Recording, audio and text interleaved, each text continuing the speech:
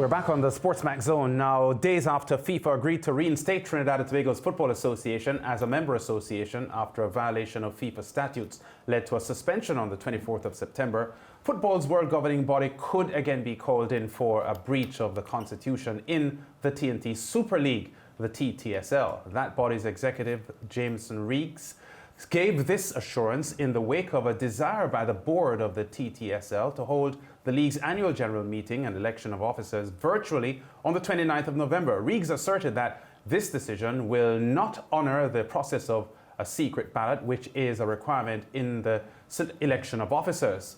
All of our principles, he said, and documents as it relates to the functioning of the TTSL state that the election of a president must be done by a secret ballot, and we haven't found anywhere as yet where that could take place, where secret ballots cannot be done effectively via any of the virtual platforms. While the virtual platform may attempt to have some kind of mechanism where the voting can take place, it is not 100% secret. Now, Jameson also claimed that he will attempt to ensure that suspended clubs which have served their ban should be allowed to vote. Eastern Football Association President Kyron Edwards, in a letter addressed to the league secretary, Peter Thomas, endorsed Jameson's claims to have the league members who served their suspensions vote in the elections. Rigues, the former Guaya United manager, will be contesting the presidency, and he will be up against the former T&T Strike Squad captain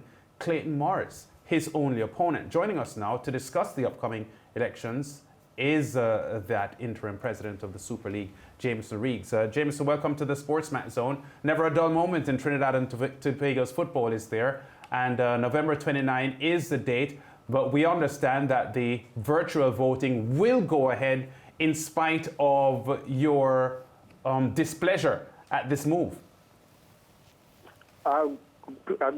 Pleasant evening to you and all your viewers. Thank you for the invitation to SportsMax. Now, there is no confirmation that the virtual voting will go ahead. What we have is the league secretary who communicated against my directive. The league secretary is supposed to operate on direction of the president. I currently sit in that seat as interim president. So the league secretary went ahead and communicated with members of the Super League that the AGM is going to take place virtual on Sunday. I did not give him that directive. One of the clubs asked concerning those arrangements, and his response was that he acted on directives from members of the board, right? I expressed my displeasure in terms of this format of the AGM for Sunday due to the fact that virtual voting is not permitted within our bylaws, within our constitution, or our electoral code. My displeasure was expressed to all the members of the board because I thought that we could find a way to conduct the elections within the confines of the Constitution and the bylaws and not infringe on any of the TTSL statutes. Yeah, Jameson, the position you're putting forward seems reasonable. Why then is there so little support for your position? You seem to be a lone voice in the wilderness almost. I am a lone voice. All the board members have so far opposed the position that I put forward on behalf of the members. And I continue to say that the board is supposed to operate on behalf of the members. The board is there to serve the membership and not the membership being there to serve the board. So the board should always act in compliance with the members. And I am the lone voice in this matter due to the fact that the board members may be pushing some kind of agenda that is unknown to me.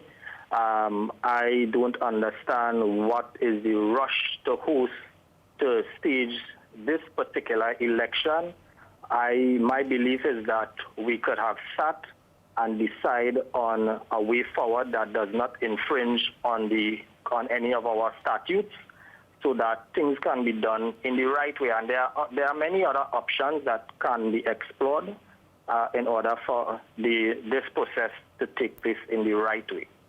Jameson, I know how things go on, of course. Once there's talk, people find out. Did you hear anything, surrounding this, that there's any sort of hidden agenda as to why they're pushing forward? Well, I haven't heard anything per se, but I have been looking at the coming together of certain individuals that would have been part of the cohort under the United TTFA banner, which was actually removed by the members of the TTFA for the normalization committee to take control. I saw in the league secretary's correspondence to the members that one Clint Taylor will also be a part of that meeting. And as you know, Clint Taylor would have been one of the vice presidents of the former TTFA under the United TTFA banner. So that says a lot to me in terms of those persons coming together for whatever reason, whatever their agenda may be, or whomever agenda they are pushing. Jameson, we have to think about it from both sides. We're living in unprecedented times, of course, the coronavirus. Do you feel like this is why, they have to find an alternative, a different manner in order to vote and ensure that life goes on? You are quite right. I have no problem with that. What I suggested to them is that the board members, the members of the board cannot just say, let us do things in this particular way. We need to bring the members into the conversation. So if we have coronavirus and we have this new normal and so on and so forth that has been affected the world over, what we need to do as a board is draft new legislation in order to bring to the membership and let the membership ratify that and make amendments to the bylaws and the Constitution before we go ahead with any changes. And this is the right way that I believe that we should go. I would like anybody to dispute that. Okay, Jameson, what do you think your chances are for this big election, November 29? I have a very good chance based on what I have been hearing, the feedback I've been getting from the members that I have a very favorable chance. I have no fear with regards to losing or winning the election. I am ready for whatever the membership decide. I am ready to accept that. Yeah, Art, let me say clearly that your rival, Clayton Morris, had been contacted by our production team, Jameson, and he declined to talk to us prior to the election. He says he doesn't want to get caught up in any, he says, she says kind of discussion. And he pretty much promised that he would be willing to talk to us after the election. Our investigation, though, does suggest that it will be a very, very close election. One of the issues that you are fighting is to have some of the suspended clubs being eligible to vote. And our investigation is suggesting that if these suspended clubs, by the way, their suspension period is now over, so in real terms, they should be allowed to be reinstated and vote, that would actually enhance your position. And with those clubs being a part of the voting process, it weakens Clayton's position and strengthens yours. Is that an accurate take on what's happening ahead of the election? Well, yes, it is. Now, based on Clayton's decision to decline to speak with you all, that is a personal matter for him, whether he is afraid to speak or not. I am always ready and willing to shed light on any situation where I think that persons should have a clear understanding of what is going on. Regarding those clubs that are perceived to be on suspension, I have been fighting this cause for these clubs for quite some time, probably some months long ago, before the former president, Mr. Klucroy, was even thinking about resigning. I have been fighting the cause for these members. So me wanting those clubs to be apart fairly has nothing to do with the strength of voting for or against me in this election. I believe that these clubs are our members. They should have a fair opportunity, a fair chance in the decision-making process. Those clubs are shareholders of the organization. None of them were issued back their share. The suspension, they would have served the suspension, and there hadn't been any football for all of 2020 so far.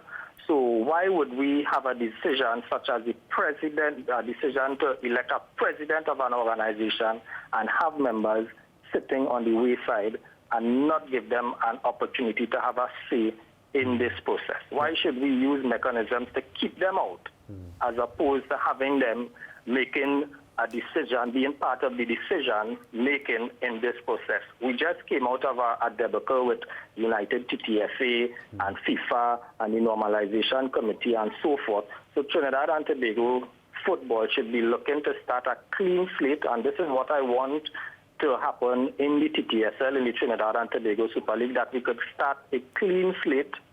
We could go into a new dimension and accept all our members. Yes. Let us all be our brother's keeper, and let us forget about what would have transpired in the past between Lucloy and Rigues and whomever, and start a clean slate and look after all our members going forward. Yeah. And this AGM is an opportunity to achieve that. Yeah. And this is how I look at it. Jameson, no politics.